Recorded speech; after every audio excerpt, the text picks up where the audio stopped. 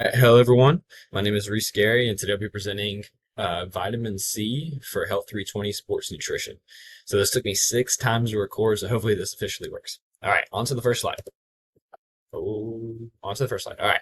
The origin story of vitamin C. I'm going to try my best not to read each slide word for word, but for some of them I might. The history of vitamin C closely relates to a disease called scurvy. So before doing this assignment and doing the research on vitamin C for sports nutrition, I never heard of scurvy before, but apparently it was a very, very common and deadly disease between the 15th and 18th centuries. Scurvy was more popular and contagious disease amongst sailors who do not have adequate vitamin C.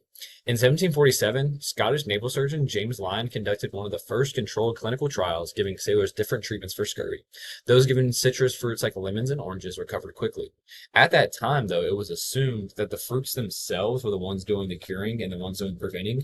But now we know just through modern medicine and modern research that the vitamin C and vitamins within these fruits and within these vegetables that I'll later discuss is really what does the curing, not the fruits themselves. James Lyon did not know it at the time, but he made a health discovery that would last future centuries. Thus, me actually doing this presentation right now. Next slide.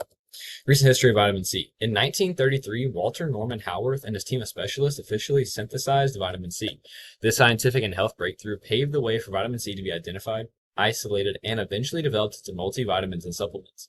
These could then be sold or prescribed to individuals suffering from nutrient deficiencies and help them build back up their immune systems. Today, vitamin C is widely recognized as an essential nutrient that plays a vital role in overall health.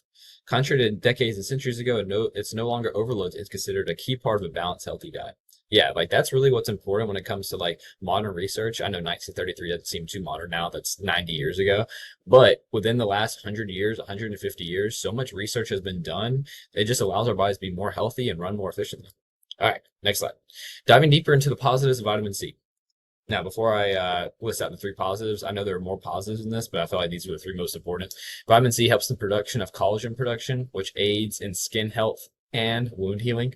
Vitamin C is also a powerful antioxidant, which can reduce the risk of chronic diseases by protecting and regenerating damaged cells. And most importantly, vitamin C boosts overall health immunity and helps the body fight off unwanted viruses and unwanted bacteria.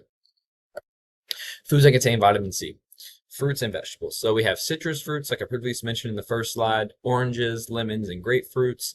We have berries, blackberries, blueberries, raspberries. Of course, there's many forms of berries as well. Mango and kiwi. And for vegetables, we have spinach, kale, Brussels sprouts, bell peppers, and broccoli. And even at low doses, incorporating these fruits and vegetables into your diet can offer great health benefits. Like for me, for example, I'm not a really big fan of berries. I don't like blackberries. I don't like blueberries. I don't like strawberries, raspberries, etc. But I really like oranges and I really like mango.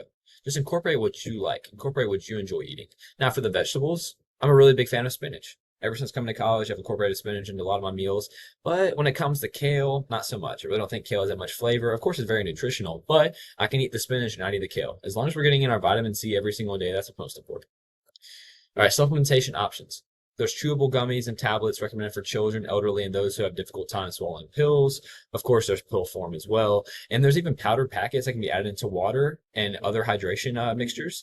I've even seen one of my soccer teammates, Zach, I've seen him in the calf a couple of times, like pouring powdered vitamin C packets into water. I think it was like 500 milligrams maybe. And it's like, so there's a real life example of someone doing that.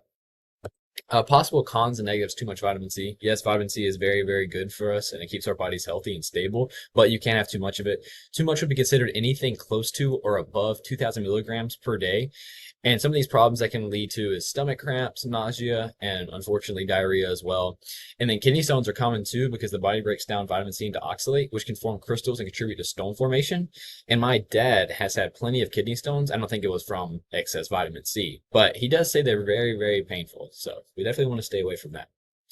Dose recommendations, I'm not going to read each of them line by line, but of course, in the first year, when a baby is born, we want to be close to the 50 milligrams per day because, of course, they're growing, they're developing, they're just entering the few months of life. And then as we lower the dosage a little bit for 1 to 3 year olds, 4 to 8 year olds, we're starting to build back up, 9 to 13 building back up, and then 14 to 18, the range I'm in right now is 75 milligrams per day as a recommendation, and then 65 for girls, and then anything above 18. 90 milligrams per day for men, 75 milligrams per day for women, and then pregnant women are closer to that 90 milligrams region as well, of course, because they're carrying a child and they need to be nutrient sufficient. And then here are some of the examples I previously mentioned. So in the top left, we have oranges. In the top of the center, we have lemons. And then we have different forms of berries. Bottom right, we have grapefruits.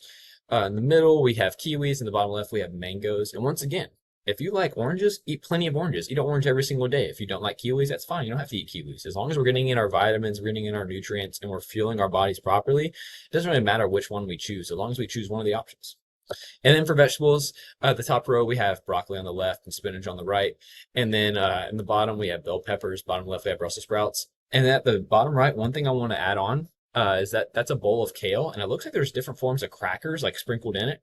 Is that when it comes to fruits and vegetables, for some of us, they might not always taste the best, but we can incorporate it with other types of foods. You know what I mean?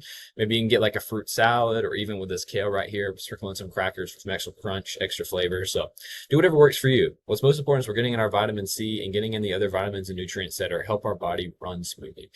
Thank you very much for listening to my presentation. Hope you learned a little bit, and y'all have a good day.